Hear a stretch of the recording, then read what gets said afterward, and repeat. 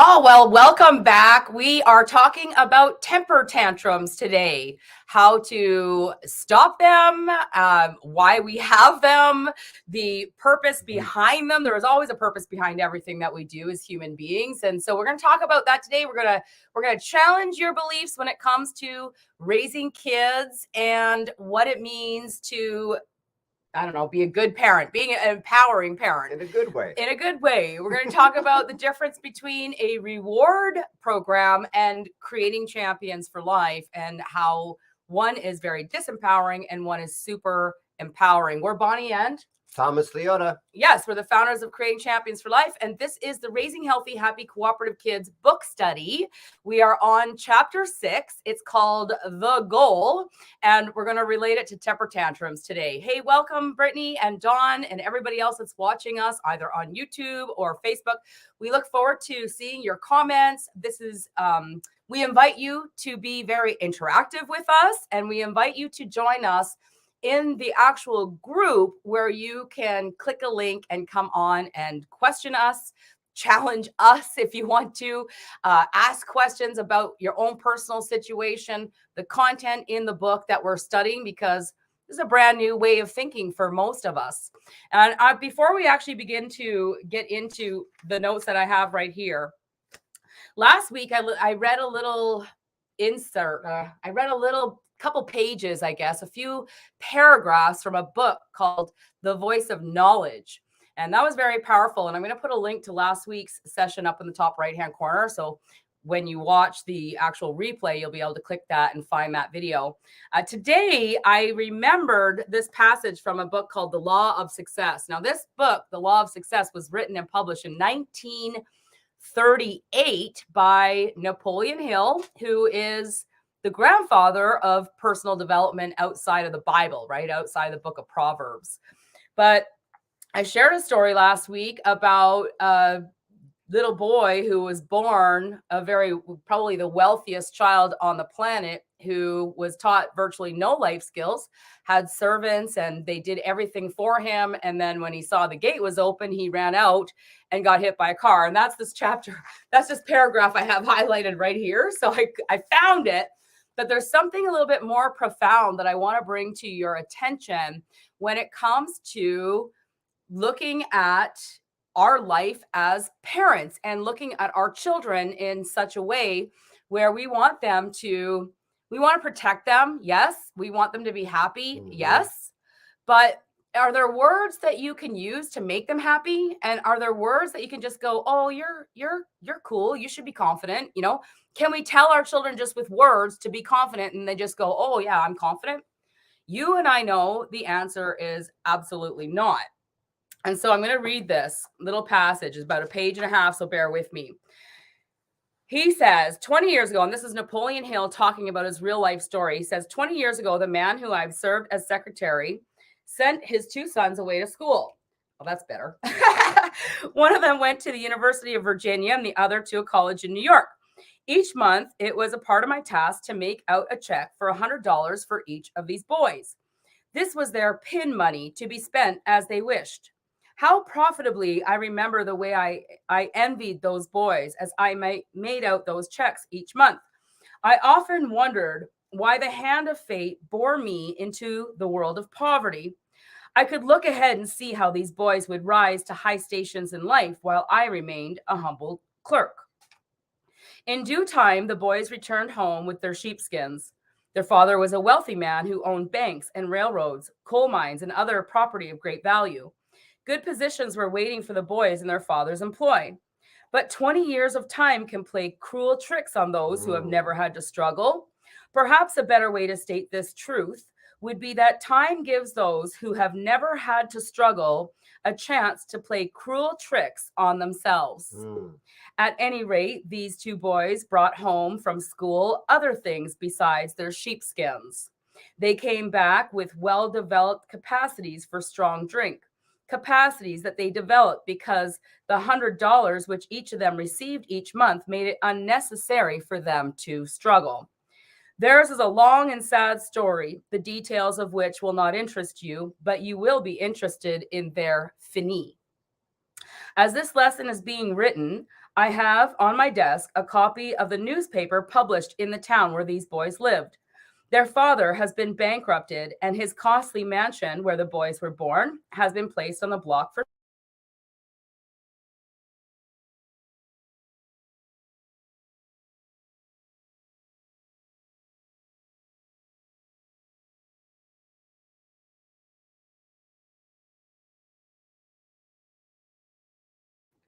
I think we disappeared for a second. There we Okay, go. we're back.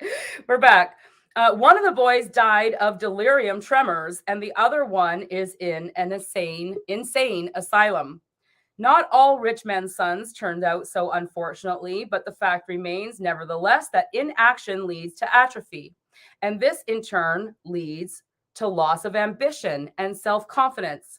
And without these essential qualities, a man will be carried through life on the wings of uncertainty, just as a dry leaf may be carried from here and there on the bosom of the stray winds. Far from being a disadvantage, struggle is a decided advantage because it develops those qualities that would forever lie dormant without it. Many a man has found his place in the world because of having been forced to struggle for existence early in life. Lack of knowledge of the advantages accruing from struggle has prompted many a parent to say, I had to work hard when I was young, but I shall see to it that my children have an easy time. Honestly, how many of us have said this? Oh, my childhood was so terrible. Oh, I got yelled at. Oh, I had to work at a young age. I'm going to make sure that my kids have an easy life. I know I'm guilty of this. That was actually the first thought when I was pregnant with my first son, that he was never going to have to struggle, that I was going to make his life easy, that he was going to know how loved and how precious he was. And I got to say that this is the first generation in the history of the world where making our children feel loved and important and lavishing them with attention is our number one priority. Our number one priority should be preparing them for life. Yes? If you agree, give me a comment, a like, or something on the video. This is what we're talking about today. The reason that I share this is because, like I said in the beginning, this book, The Law of Success, written and published in 1938.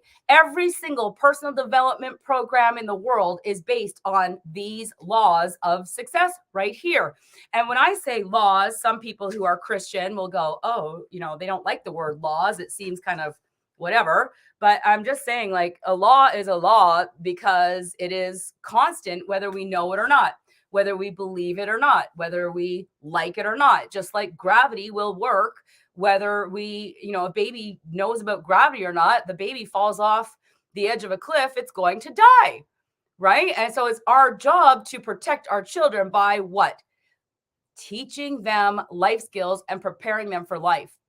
Now, in the beginning of chapter 6 from our book, Raising Healthy, Happy, Cooperative Kids, you can get your copy at learntospeakkid.com. And not only that, you'll get emails from us. You'll be invited to join us in this group where we're going to study this book together. But at the very beginning, I'm talking about Dr. Spock, and I talk about his grandson because the Law of Success was written in 1938. Dr. Spock wrote a book called Baby and Childcare in 1946. So it was right around the kind of same times where Napoleon Hill's going, gosh, if a child doesn't have a chance to struggle at all, there's nothing there to motivate them to take action. And there's no hard work that the child actually has to do to build themselves confidence. And less than a decade later, out comes Baby and Childcare that says, lavish them with attention, make sure they feel loved and all these things, and give your child an easy life. And Spock's grandson, I believe it was 1983, I think, but his grandson was 22 years old. The grandson of this whole movement of this conscious parenting, positive parenting style of whatever we've been taught, jumped off the roof of the building that his father worked at on Christmas Eve and committed suicide.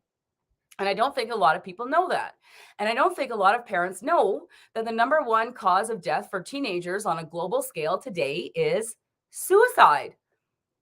Like, just think about that. And yes, we are here to shock, because you can change one of two ways. you can change through massive amounts of repetition, or you can change through shock. And that's what I'm hoping we're going to do here today, is kind of take a heart defibrillator and rub it together and put it to your chest and go, bam, let's think about what we're doing. What is a temper tantrum? Why do we have temper tantrums? How do you diffuse a temper tantrum? I use the word temper tantrum because that's what we all want to know. How do I stop my child from having a temper tantrum? Am I right? Okay. Why do you have a temper tantrum? Do any of you watching here live have temper tantrums? Do you have temper tantrums when you tell your spouse, I'm tired, and then they tell you what to do? Okay. Do we have temper tantrums when we go to a customer service department and we complain and they tell us, no, we can't help you? Do we have a temper tantrum? So I'm talking about temper tantrums from like 2 to 50, 60, 70. I mean, there's lots of adults that you can still see have temper tantrums in order to get their own way, right? And so what we want to bring to the surface here is that your 2-year-old toddler who's on the floor kicking and screaming, having a temper tantrum, may drive us crazy, but the purpose behind it is the exact same reason why you might roll your eyes at your spouse. That might be an adult way of having a temper tantrum. Dawn, you were sharing a couple of weeks ago about your son who came back at 19 and walked around the house with his headphones on for several years and not talking to you. Is that a form of temper tantruming? Right? That's a temper tantrum. So if they're 2 and they're kicking on the floor or having a temper tantrum in a grocery store, it is the exact same thing as the teenager who puts in his earphones and ignores you or rolls his eyes or says that you're a bad parent or something. There is something behind the message there that we want you to understand, that we are devaluing who they are as a human being.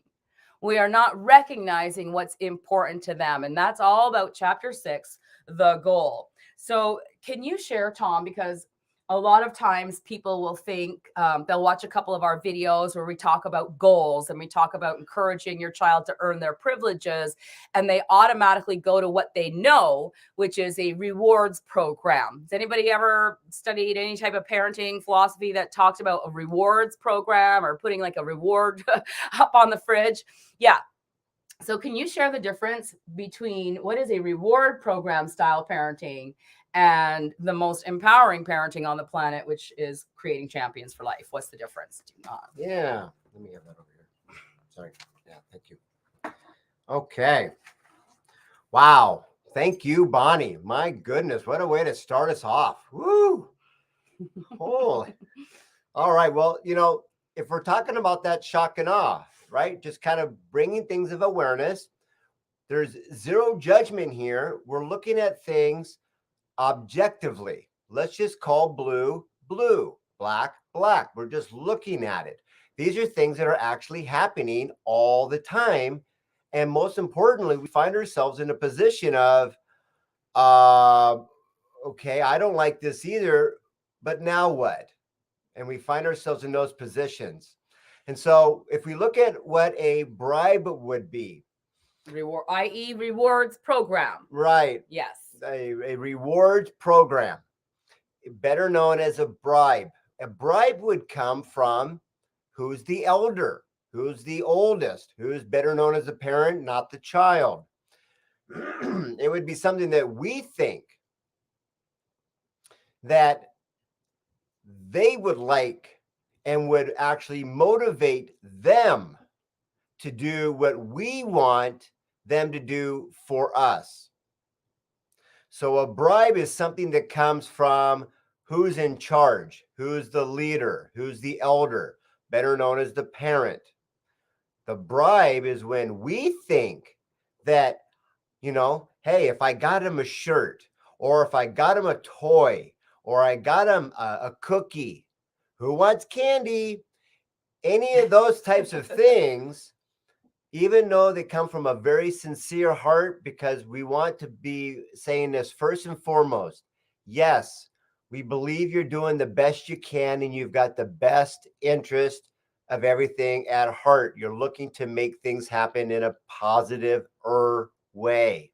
So, with all that being said, if it comes from our mindset, thinking it will motivate them to do what we want them to do, then that's where it kind of crosses over. And that would be a bribe. And that has nothing to do with the child's goal. Yes. And you know what? I fell into this trap just the other day because I think I had made a big breakfast or something like that. And I messaged Zach, and it was just kind of like a little bit backwards. This is how fine the line is. And so I messaged Zach, hey, do you want breakfast? And he's like, oh, yeah, sure. And I go, oh, and by the way, did you take care of the laundry we talked about? And he went, Arr. Now, that's the extent of our 17-year-old's temper tantrums because, we're pretty empowering most of the time. But the minute that I get a eye roll or I know that I've approached it wrong. And so then it was like, I didn't have the power that I could have had I waited for him to ask for breakfast. I could have said, oh yeah, absolutely. I would love for you to have this big breakfast down here as soon as your laundry is done. That's different because then he would have asked for a breakfast. But the way that I had approached it seemed to him like I set him up for something. How much does that make sense? Okay, I didn't mean to. And, you'd think that we would have it all down pat, but, we're human beings. And right away, it was just, hey, I was just curious. I just asked, come enjoy breakfast because I didn't have the right to bribe him with breakfast, which is exactly what I did. So again, we're not here to judge. We're all learning. We're all doing the best that we can with what we've learned. But I did want to bring that to the surface, the difference between a reward program and creating champions for life. Reward program, like Tom said, it's all about what you want. You want this to happen, and so you bribe them to make it happen. They know that it's a bribe. They have all the power when it's a bribe. And if you're seeing the eye rolls, the temper tantrums, the I'm not talking to you, that is all the exact same root cause, is because we're not focusing on what's important to them. We're not validating what's important to them. I just thought about like when I was 6 or 7 years old, my stepmom had maybe this knitted poncho and you're supposed to wear it over top of like a sweater, right? But I really loved it so much. I wanted to wear it as a skirt. And my mother hated that. And she bugged me about it. And she made me feel belittled about it. And I just remember like that one instance making me feel less than, making me feel unworthy. And so we got to be very careful. What is our intention as a parent? Right. And so the goal, chapter 6 in the Raising Healthy, Happy, Cooperative Kid book will point out that if you have a goal, you have the right to have a goal. What is it that is important to you? You begin to write these things down on paper, because as soon as you begin to write these things down on paper, Eve, you might have a goal that your son would learn to be a better card game loser, right? Like he lost a game. Okay. So it's not a behavioral thing. We start looking at them as a behavioral thing. We start to go, oh, come here, give me a hug. I'm going to make you feel better. That's the same thing as a bribe. He does not want you to make him feel better. He wants to know the life skill of how can I be a good loser and how can I actually have the privilege to play this game again. Right. And so if a kid is hitting, then you might want to give them the life skill of where they can hit, where they can be frustrated. Can they scream into a pillow? Can they punch? Do they have like a stuffed animal that they could just like take their frustration out on for a minute or two? And then when you can breathe and you're ready to talk about solutions and the next step, come back and talk to me. You see, parenting is a job, because if our only job was to give birth to these babies and love them, we're done. When we're done, like the minute that it comes out, I love you, you're done being a parent, right? And so our job is not to control them. And this is the big thing. We can't control them. Your job is kind of like, I don't know if you've ever seen Star Wars, but I love Star Wars when I was a kid. And so you've got Luke Skywalker and you've got Yoda. One is a mentor, one is the apprentice. Yep. Okay, apprentice and mentor. That is the relationship for you and your child. You're the mentor. And perhaps they've seen you have temper tantrums because maybe your parents never took the time to teach you how to be a great, gracious loser. And maybe playing a game with the family is considered a privilege and not a right. I mean, I'm open to be challenged on this. Come join us live, ask us questions. This is the point of our Raising Healthy, Happy, Cooperative Kids group is I want you to feel safe. And I want you to know that we want to hear from you. We're here to talk about things that are important to you so that we can all get on the same page, because the intention is that our teenagers stop taking their own lives, that our teenagers stop feeling unworthy, that when we look at a picture of our 7, 8, 9, 10-year-old, they're not just smiling like this, they're smiling like this. There's a difference. Can you see the difference in my face? I'm going to point this out. I want you to go through your photo albums and pictures of your babies, because I didn't notice this, but when I first met Tom and he pointed out every single picture of my youngest, he would smile like this, but his eyes were dead. And so now when you see a picture of him, he smiles like this, like his whole face lights up and his eyes are smiling and happy. There's a difference. And that's how you can tell if you're on the right track or not. You just got to look at pictures of your little ones.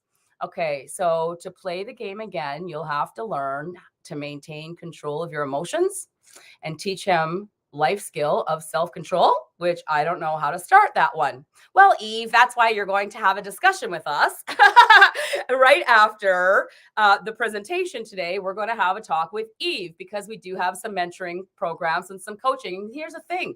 We have been conditioned to believe that all our kids require is attention and love from us for the last 85 years. But I'm telling you, it's taking us down a wrong path, because you've got this little 2-year-old, 3-year-old, 5, 8-year-old, 15-year-old who says, I'm a human being and I have desires and I have purpose and I have goals, and you never hear me.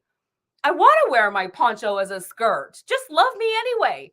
So our job is to not have our children be who we want them to be. Our job is to love our children for who they are and give them an opportunity to share who they are. And yes, learning to breathe and knowing that it's okay to lose a game and how can we play better next time is definitely life skills. Absolutely. Absolutely. Boy, what a wonderful way to be able to see what's actually happening. You found yourself in a position. My child actually didn't like losing. Congratulations. Anyone here raise your hand who does love losing? Right? Like, let's just put our hands up just to make sure that they work. But it's like, okay, I don't like losing either. So what can you do when you lose? See, so a lot of times what we're doing is we're finding ourselves in a position of what we don't like. And then it'd be like, okay, now how do I fix this? Well, as we go forward, as we go forward and we're moving forward, this is very key, is are you going to play the game? Okay. I never thought about this, but losing is part of the game, and these are called part of the plan. See, when we want to play a game, love to play a game. These are called goals. Now, a plan, like Bonnie talked about, it's got to be on paper. We got to write it down as a plan. When we have a plan of action to the game, then it actually becomes a real goal for the child. And as you do play this game, there's going to be a winner. This is all pre-framing. These are all talking about before we even start the game. Because what I'm hearing everybody ask, and what we all find ourselves in, is now there's a fire in a house. Where's the fire escape plan? Right? And so there's going to be a winner. There's going to be a loser. That's the way the game is set up to bring awareness and attention. So when you do become a winner, how many of us don't like the braggers? Ha, ha, ha, I won, you lost. Now you're like, well, how do I do that? Right? This is called good sportsmanship. Yes. Now there's going to be a loser. What does a loser do? Of course, you're going to feel less than. But so many times we get stuck in this I won, you lost, or I lost, you won mode. And there's another element to it that we would be bringing to the plan is, yeah, but more importantly, as you win and lose in life, that's called life. More importantly is, what are we learning? And we had that part of the plan before we actually executed the game. So when it did come win or lose and they're crying, excellent. Let them cry. Why are we trying to stop the cry? We would have a proactive plan. All right, well, let's feel sad for a few minutes. And that's part of actually letting the flow go through. You can only cry so much until someone tries to tell you don't cry. Mm-hmm. It's like putting gas on the fire thinking it's supposed to go out. And that's what's very key. So many times we're doing things half-heartedly and we're missing the plan to the motivation, which is called the goal. So therefore, if you have a goal, we must have a plan in place, Right. which is laying out all three possibility options. Then you take action. Then you persevere through those as learning opportunities of life skills. I love that. You might want to watch that part again. That was the gold nugget. The difference between punishment and empowerment is to lay out the options beforehand. So Eve, next time you go to play a game, you know that there is a possibility that your son might feel a little bit terrible and cry at the end if he loses a game. That is a possibility. So then you go, well, these are the three options we have when we win the game. These are the three options we have when we lose the game. Should you choose to cry and have your little thing or whatever, you can go hang out in your room for a couple minutes. It's not a punishment, it's a proactive plan. And if it's agreed upon beforehand, so if you feel terrible and you need to have a cry, what are we going to do? I'm just going to go to my room, I'm going to have a cry, I'm going to punch my pillow for a minute, I'm going to take a deep breath, and I'm going to come back and we're going to play again. And I'm going to learn again how to play. So that is a proactive plan. Now, how do you reason with a 2-year-old like 30-minute screaming fits? Well, I got to tell you, I'm not sure exactly who I'm talking to, but I know 2-year-olds, and I know that if you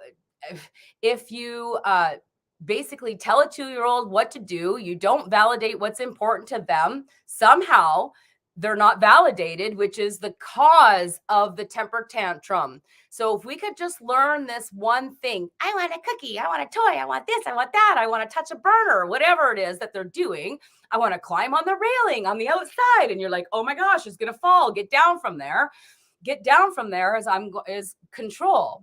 So we have to find a way to validate what's important to them. Ooh, I see you like to climb. Okay, let mommy show you where the best place is to climb, when to climb, how to climb, so that you can do it in a safe manner. How much does this make sense? Mm-hmm. You can totally avoid and prevent. See, 2-year-olds aren't terrible. They're terrific. What's terrible is the fact that they don't have a voice in their home, that they are never validated for what's important to them, that we think, no, you can't have a cookie because dinner's right around the corner. Well, yes, of course, I would love for you to have a cookie. What kind of cookie did you want? Did you want 1 cookie or 2 cookies? As soon as this is complete, you may have what's important to you.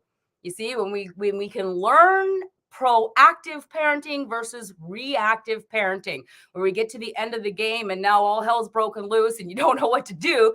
There was no proactive plan in place. If you have a proactive plan in place, these are the things that happen. Why is the 2-year-old having a temper tantrum? What happened just before the temper tantrum? Now, if they're in the middle of a screaming fit, then we can honestly look at the toddler and go, there's something I missed here. There's something I didn't hear. I will speak to you when you're calm, and you breathe and you show them what it means to maintain composure, and you maintain your own composure versus stop. What I used to do is lock myself in the bathroom and cry myself. That's not the right thing to do. You're there to be their teacher and their guide, and to say it's okay to have strong emotions. It's okay to feel these emotions. When you breathe and calm I will then pay attention to you. So I'm sure you have a Yes. +1 to this. Absolutely. I'd love to add something more here. And Yeah. this one would be where, and I'm going to go with the Facebook user. And thank you so much for sharing. Yes. That Yes. took a lot of confidence just to be able to post and want to validate that. That's very true. Now, when I'm hearing you say if they're going to have a 30-minute screaming fit, wow, talk about the perseverance. You got yourself a hold of a little champion there that is just screaming at the top of their lungs, guide me. This is what I'm hearing. If they can do 30 minutes of screaming, wow, that's powerful. Now, the very first thing is when, let's say that they do scream or something. I remember there was a game in our game room and it was called carpet ball. And one of the kids wanted to stick his head over the edge to have a better view. And one of the balls bounced up, bonked him in the head, and he fell down and started screaming bloody murder and walked on over. Instead of reacting, you can make sure that he was okay because it was just a ball. And it was more scary to them, which means his I cry, his innocent cry, just activated. Something happened. There was no training of what to do other than to cry. And somebody will come fix it, better known as like cry wolf kind of an idea. Anybody will come right away. So it'd be like, all right, I see you're crying, validating. I can see that this is scary. I can see that this is something I don't know what to do. So let's breathe. And I would begin to demonstrate, and that way they could mimic. I cry too like this. And I'm breathing. And let me know when you're done crying, because crying is important right now. Let that cry go. Let it come out. Let it be all you can be, because it's a natural process. And then before you know it, the crying doesn't, it's always cry is to get attention. And once it knows that it has that attention, that connection, somebody came and I'm ready to learn what to do next, then you can easily take that 30 minutes and it'll end up down being less than 3 minutes, down to 30 seconds, because at the end of the day, they picked you to show them when it does happen. And in the I don't know mode, I need to go to the positive or negative side of the spectrum. And our job is to show them both so they can actually know where to go when it happens again. These are all great windows of learning opportunities. And guess what, parents? They never end. Right. They will always be a +1 learning opportunity the rest of our lives. That's so cool, because I had a phone call from my 23-year-old tattling on my 17-year-old about a conversation they had about vaccines. And so it's never going to end. So what we're teaching you here is going to be very powerful from toddler to well into adulthood. We're answering questions. Absolutely. So, okay. So Facebook user, I'm not sure who you are. I'm sorry. I would use your name if I knew who you were, but you said, usually before a nap, they're fighting not to go to sleep. Well, that's probably pretty normal, right? You don't want to miss out on anything. Yeah. And so let's say that it could be as simple as, would you like to use this blankie or this blankie for your nap?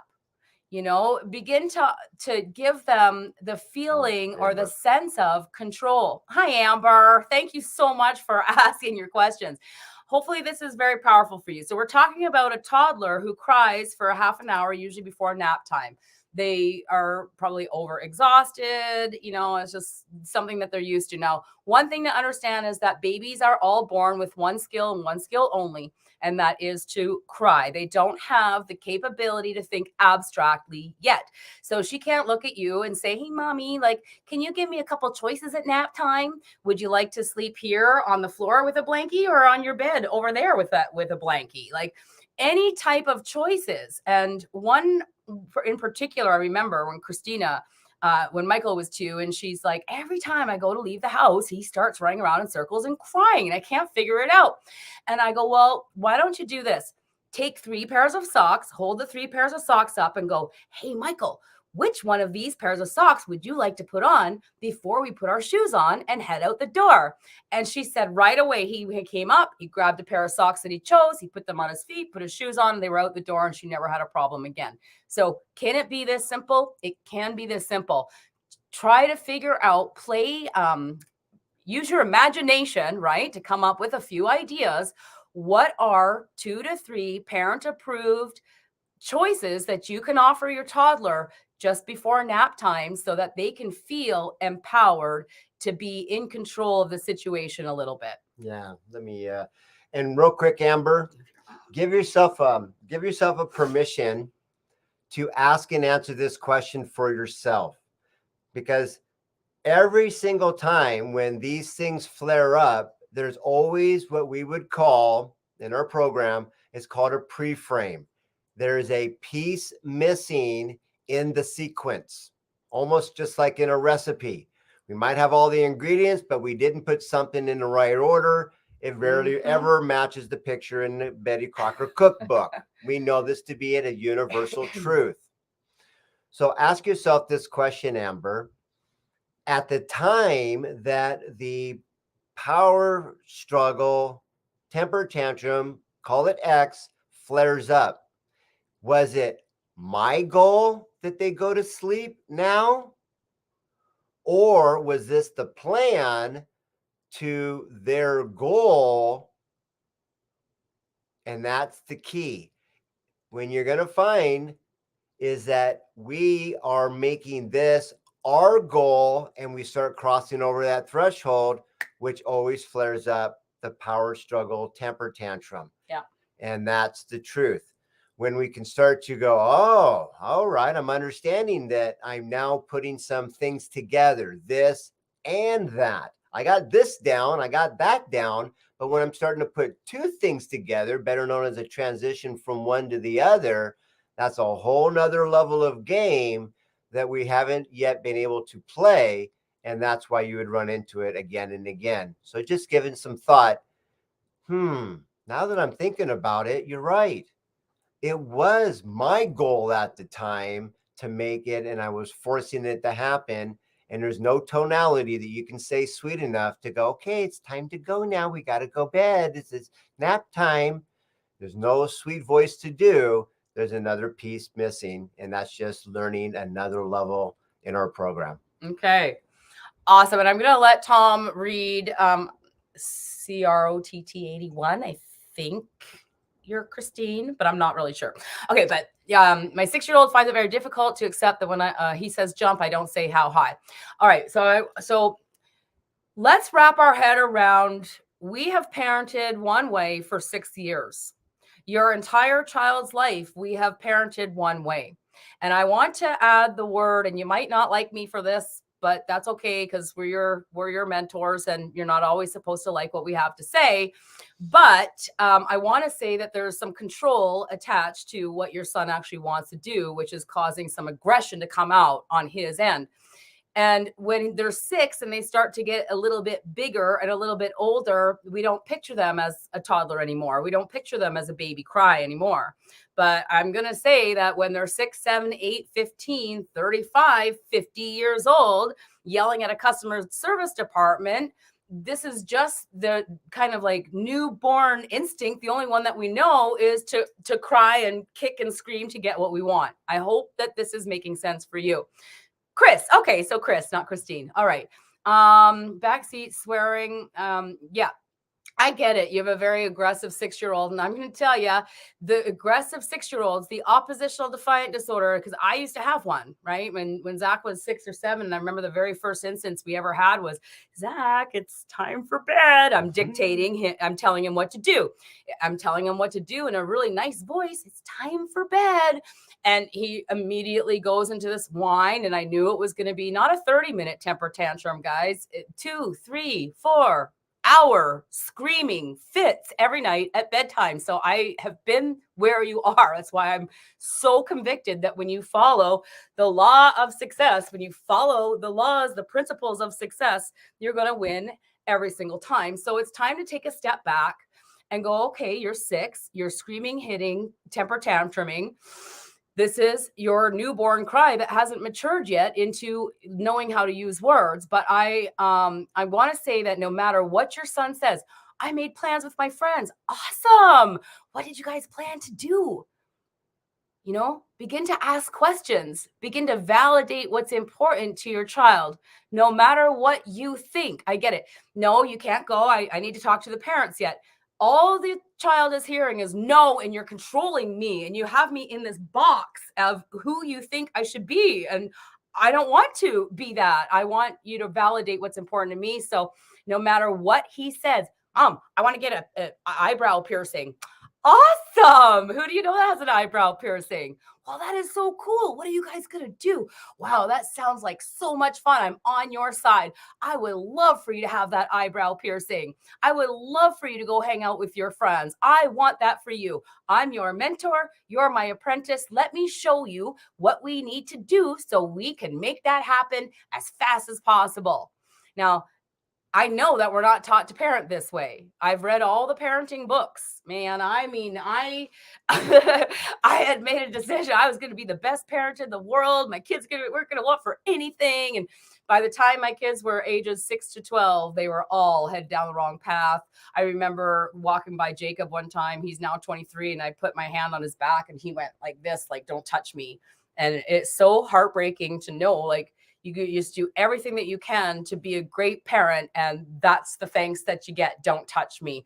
And as soon as I took my kind of foot off the gas, I kind of went, oh, okay. It's not my job to control you. It's my job to empower you. My job to help you become the person that you are here to be. Then everything changed. And no, we don't jump to the pump for our kids, but we take the time to show them exactly how the world really works. And, you know, we'll have to get into the hitting and kicking and screaming, but begin to think about like proactive plans, right? Like, so if you react by hitting and kicking and screaming, what is the outcome that your son is choosing when he chooses that type of behavior?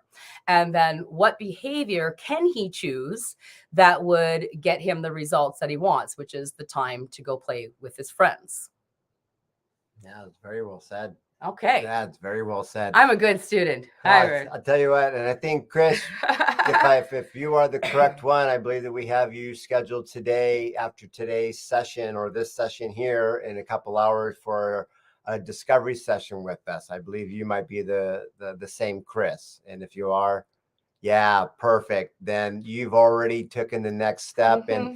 And this this would be bringing awareness, you know, for anybody else that's listening here. Yes, there is always, when you opt in to get the book, they'll also have an option to go into booking a discovery session with us. And what we do is we go through and we find out what's missing in your parenting plan now. A lot of times we may not even have a parenting plan. It might not even be one there, or maybe the one we do, as we start to find out, as Bonnie will always say, the laws of success is a negative plus a negative will always equal negative. Yeah. Right. And so through no fault of your own, if you have a lot of negativity happening in the house, everything's working perfect. I want this to be heard on loving ears. This is not a judgment. We're doing the best we can with what we have from the last 3 generations. And if it was something I see I don't like, and I'm telling them somehow can't, don't, won't, you got to do it a certain way that's counterintuitive to them, negative plus negative will always equal negative. Everything's working perfect. And it's when we can find these missing pieces to our parenting puzzle that we are why people choose to have us in their lives, where we could take those negatives and bring them into a perspective of a positive, being able to see their goals. They have a passion and purpose, and they picked us as their mentor to show them how, when, and where it can happen, even though that's completely outside of our comfort zone. And we get into lining ourselves up with positive plus positive will equal raising healthy, happy, and cooperative kids, guaranteed. Yes, it is this simple, but it is never going to be easy. Anybody who tells you it is, well, how was walking, riding a bike, and driving a car? Right. None of these were ever easy, but we had a drive inside of us. Let's take a moment and think to ourselves. We had a goal inside that I wanted to drive so bad. I wanted to ride that bike like the neighbor kid so bad. I wanted to walk like my big parents, two-leggers. I wanted to walk on 2 instead of 4 so bad inside. And somebody guided my goal with a plan of action that had my best interest at heart. That's the cornerstone of positive plus positive to the positive side of the spectrum. And yes, it is this simple, but it will never be easy. And that's what makes life worth living. Oh, it's so worth it when your children begin to, it's so counterintuitive. It's like the less you try to like make them happy and feel loved, the more they have an opportunity to rise up. And when they can look at you and go, you know what, Mom, I actually realize I actually am smart, because you've allowed them to not like you for a day or two, and you've allowed them to struggle to persevere through an obstacle that they're having, and you're not their be all end all, and they can actually like themselves. Oh my God. Like life is just totally different now than when it was 10 years ago. It's so powerful. So Nicole, I want to bring you on to talk about your question that you asked. And before we lose you, seems like you have things to do every Saturday, and right when I get to talk to you, you're gone. So yeah. Hi, welcome, you guys. And to see Tim and Nicole are one-on-one coaching clients. They've been working with Tom for quite a while now, and I think you've seen some massive changes. But you had a question specific. Can you ask it here? Sure. Yeah, I was asking when you were talking about waiting for them to present their goal. And I asked, what does empowerment look or really sound like, in a verbal way? Like when you're following a time schedule, let's say like it's meal time and there's a window for a meal time, but they haven't asked for the meal yet. All right. So what does empowerment look like when following a time schedule? First question that pops up on my radar is, whose time schedule? Okay. So remember what we're setting the stage as. That's our goal. That it puts us in only type of position we got is we got bribe, we got to dictate, and we got an overcompensate as your 3 cards to play. That's how it is, period. Now, when the time schedule allows you to put that as a plan to whose goal? Theirs. Now, now you get to wear that Superman, that Wonder Woman cape. You get to be the trusted advisor that they picked originally and be like, oh boy, I'm working towards my goal, and my trusted advisors got my back, and they're on my team, and we're actually walking together. Right. And now we can go ahead, and how would it sound like? Oh my gosh, look at you, you little genius. Look at you going today, working towards what's most important to you, which is, I'm going to say, swinging on the tree, swing out in the backyard or something, right? Or being able to just do whatever it is that you wanted to go climb on. Our time schedule says that we're right on track to get almost all of that done very soon. Now, let me ask you a question there, little genius. This is the time schedule. Do we know where we are in the time schedule? Are we at the beginning, close to the middle, or somewhere towards the end? You see, when we present and bring that time schedule up, it's all about their goal. And this is how it sounds like verbally. And they're like, wow, look at you. You've already made it past the halfway mark. You're getting bigger, faster, and stronger every single step of the way. Good job. Matter of fact, can you see that you have 1 or 2 things left on our time schedule, better known as our goal, to be reaching what's important to you? And when you can just flip that script, that's the difference between that forcing your bribery onto them and dictating to aligning, which is in, as you know, is our principle number 5, guiding their behavior versus punishment. Negative plus negative equals negative. Positive plus positive will always equal positive. I trust that helps. Nora, yes. Yes. Boy, what a great question. Mhm. And was the aha moment the time schedule? Yeah, that was my goal. And I should have had it, put it as a plan and focus more on their goal being the leader here. Yeah, it's really just like the tone. Yeah. Yes. Yeah. Presenting it as that way. It that way. Yeah. Yes, presenting it that way. And that would be what we would call getting things in the right sequence. We might have all the right ingredients, Yep. but just because the battery's in the remote, it is in backwards, still ain't going to work. Right. Yeah, beautiful. Thanks for asking. Thank you. Yeah, and I got a +1 just to point out Tom was doing it, but I'm just going to point it out so there's no black, white, whatever. Parents make decisions, children make choices. So when Tom's going, you know, are we 1 hour, you know, are we 1, 2, or 3 exercises away from dinner time? As parents make decisions, children make choices.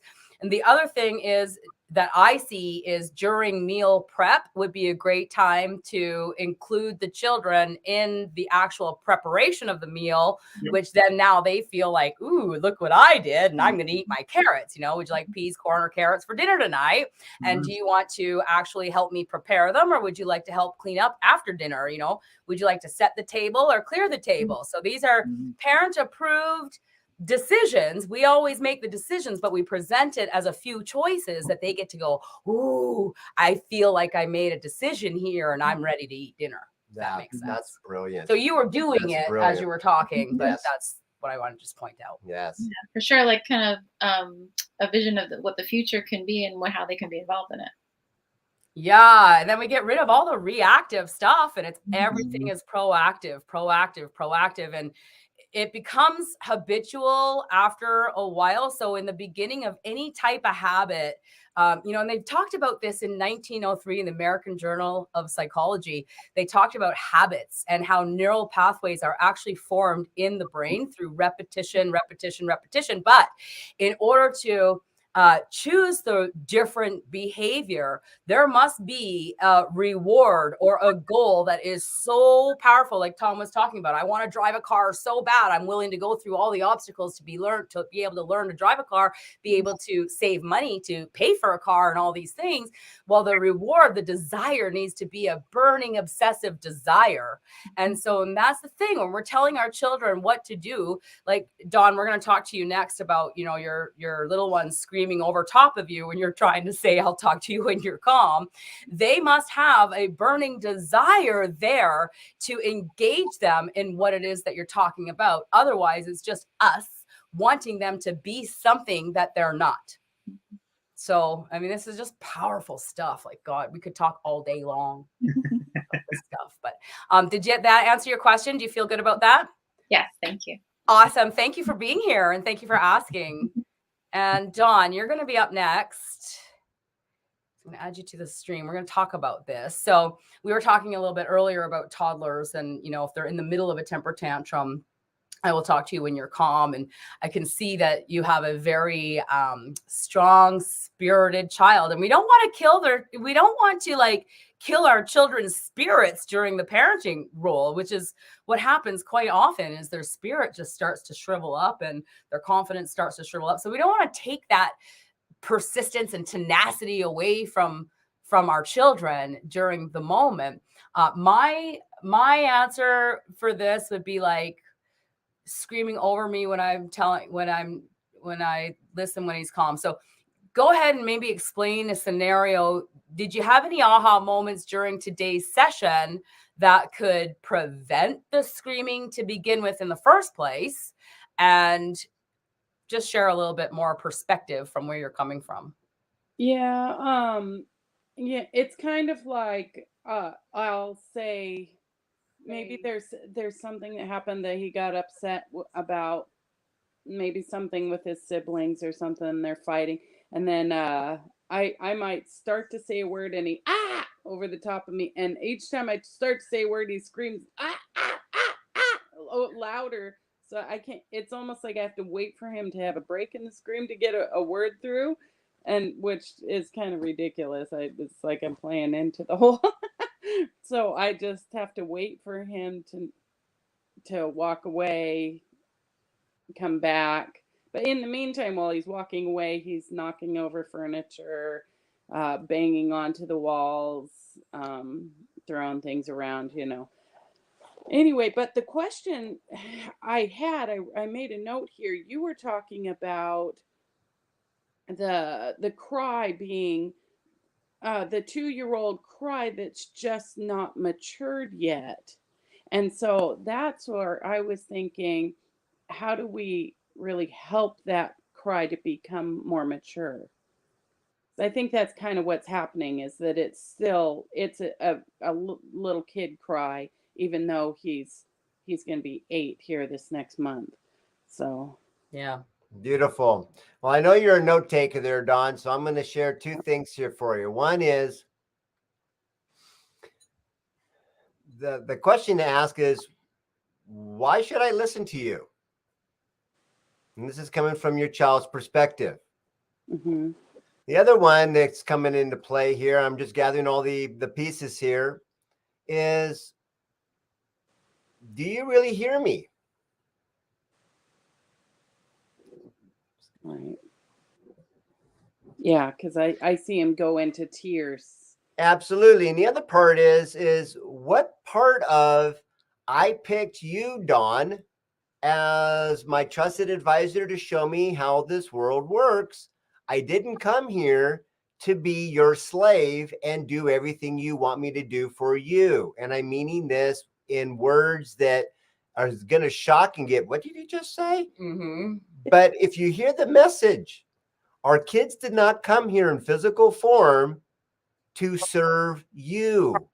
And somewhere along the line, and I'm just going to just point it out, you ask yourself, well, where did we really learn this the last 3 generations?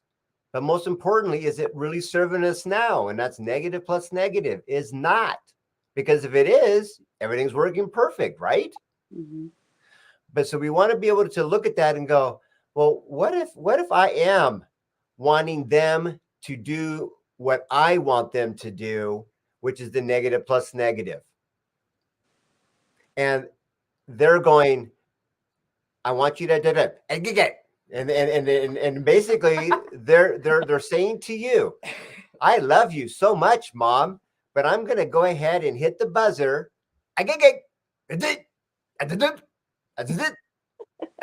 Right? Are you getting the game yet? Right? It's when we can actually humble ourselves a little bit and go, maybe I'm missing the clue, right? Because our dictation to them is when we're actually answering their question of, how do I do this by myself? I see you, Don, as amazing in my perspective, says your 2-year-old. Can you begin to auto translate that message of that behavior that we may not like, but we can actually hear what's really being said? And they don't know how to talk like that yet, do they? Mm-mm. So if we can start to hear that, and we're like, am I guiding them or punishing them? What is the true message here happening? And these are just some pieces to start to go, okay, let's think about the approach. What's important to them right now? Right. Because all they got is you. And if you're not helping me, then all I've been conditioned and learned to do to quote unquote be a terrible 2, you wait till they start yelling no back. Well, we probably told them no 400-to-1 ratio to train it. And Oh that yeah. is an actual fact and truth. Oh yeah, I hear plenty of no's. Right. So everything's working perfectly. If we could go, there's something that's important to them. I want to be like you, Mom. You're my superhero. I see you make things happen magically out of nowhere. I have no concept yet of even how this is working. And they're raising their hand in a way that's not in a domesticated, trained way. And they're saying, when's my turn, Mom? Mm-hmm. And that's the God honest truth. And we're not giving them a turn, are we? We're forcing them to do it what we want. And that's part of the healing. When we can see that pause, then we can go, okay. Then we can be able to move forward. Yeah. Because attempting to win that other way of the game, it's a power struggle. You can't. And the only way that you do win is you win at the expense of stripping their little genius life spirit away, down, down, down, down. And pretty soon they just become a compliant, follow whatever you say, dictator, Depressed, and unworthy. everything else falls right into place. Yeah. And it's not an accident that kids at the age of 16 cannot see themselves visually outside the nest because we never gave them enough repetitions or references to do everything on their own. And that's always what they're asking. Can I do what you do? Can I be like you? Can I do what you do? Can there be a one day that I can do what you do all by myself without you? And those are the sacred cries that are being misinterpreted until now. And when we can hear that, then everything starts to heal because that's our approach. And and then if anybody's a non-believer right now, just go through these questions. Who's older? You or them? Yeah. Who decided to have kids? You or them? Yep. Us. Who's the leader? You or them? Right. In a universal formula called cause and effect, better known as reaping and sowing. Who's the actual cause and who's the effect? Right. And when we've got that right into place, now we've got something to play with. Then we can start to train ourselves to be able to be more on the other side. And that's what our 12 principle program is all about. And there's no shortcuts. You just got to step up and do the deal. Yeah. Oh, and I got to just plus one.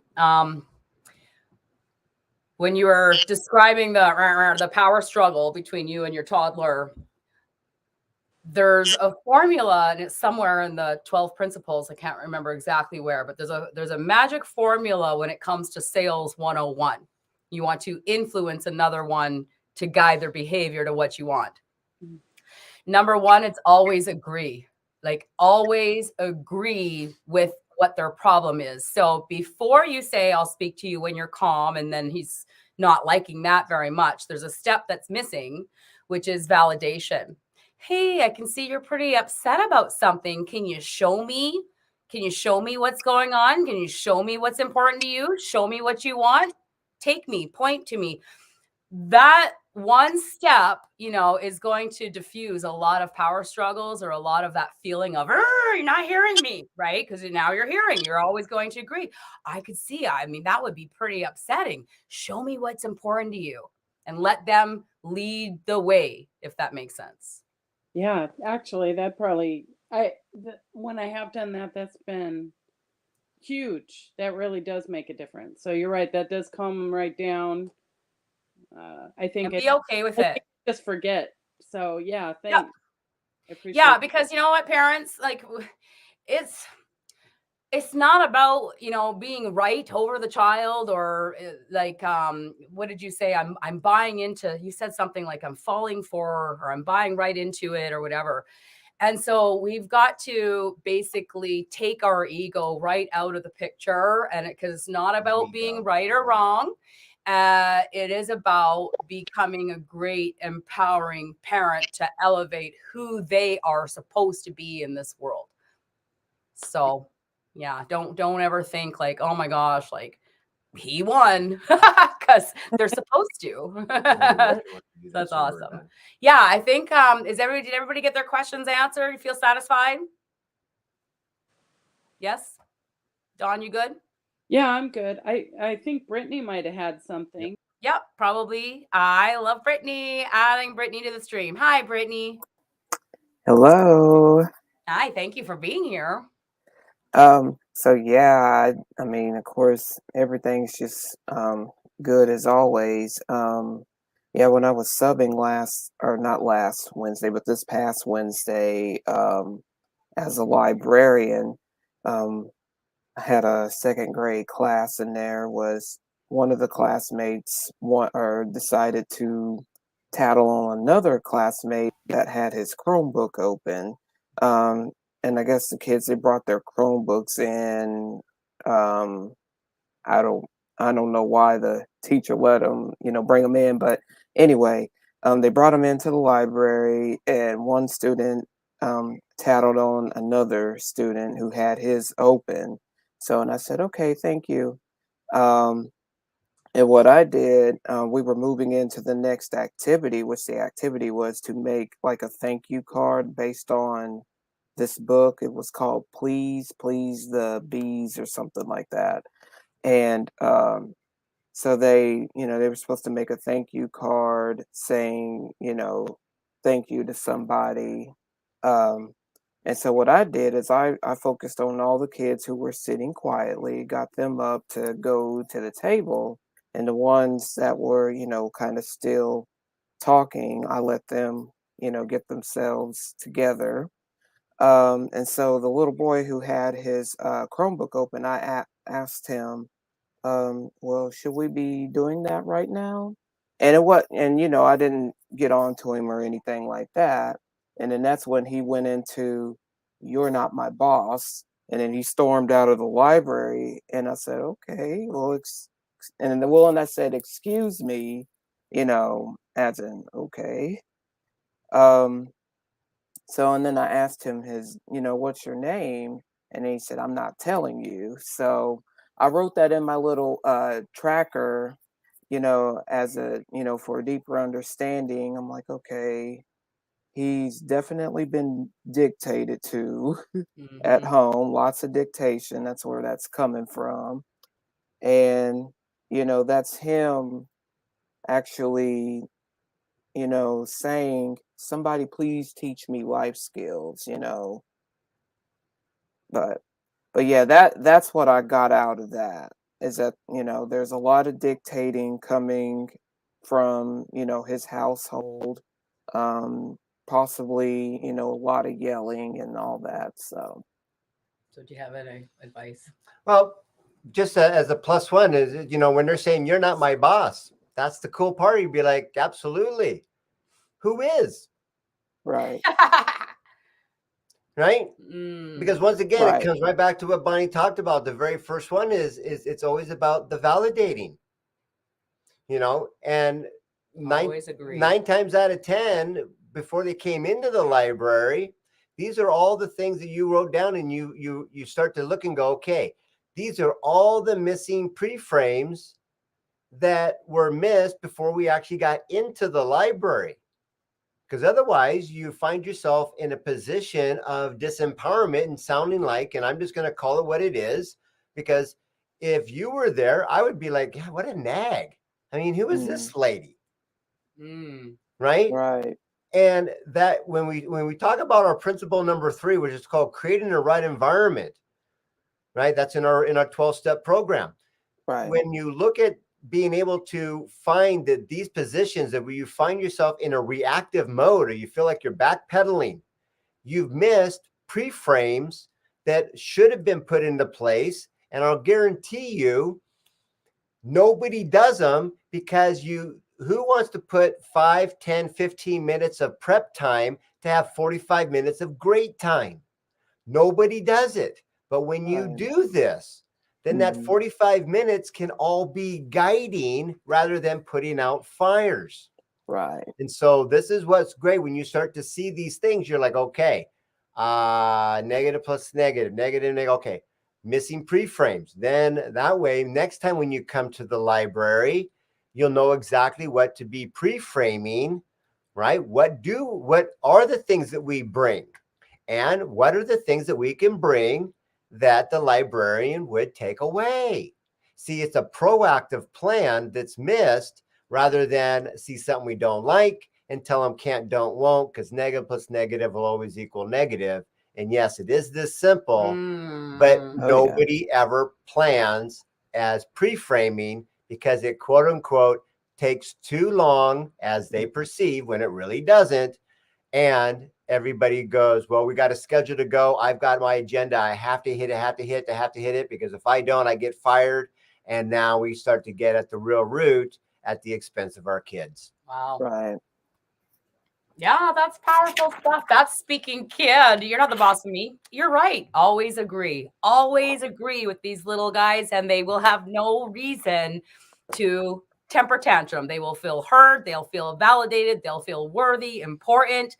Gosh, this is powerful stuff. Right. You know, yeah. and plus one is if the kids are here for us to heal from the past 3 generations of negative plus negative, Yeah. there's another game changer we'll talk about next week. But yes, they're here for us to heal and not for us to heal them. Yeah, they're already perfect. Yes. See, the kids are already perfect. We are the ones that are imperfect. And this is what we need to wrap our heads around. If we could just validate to ourselves that we are all just big kids doing the best we can with what we know. We're all from 2 to 50, 60, 70. We are all just doing the best we can with what we've been taught. And as JFK would say, that we're only as good. He says children are only as good as what they've been taught, but aren't we all Right. children on another level? So Yes. yeah. We want to invite you, if you're just watching us for the first time, we want to invite you to a 90-day parenting challenge right here on YouTube. We're going to put the link up top. If you want to get the resources that we're studying here every Saturday and come hang out with us and talk with us and ask us a bunch of questions, just like the parents did here today, make sure to go to learntospeakkid.com and get yourself these resources. We have them on audiobook, PDF, and we're going to send you about 7 emails over about 10 to 14 days that are going to be absolutely life-changing for you. So until we meet again, here's to your parenting success. Cheers. Bye for now.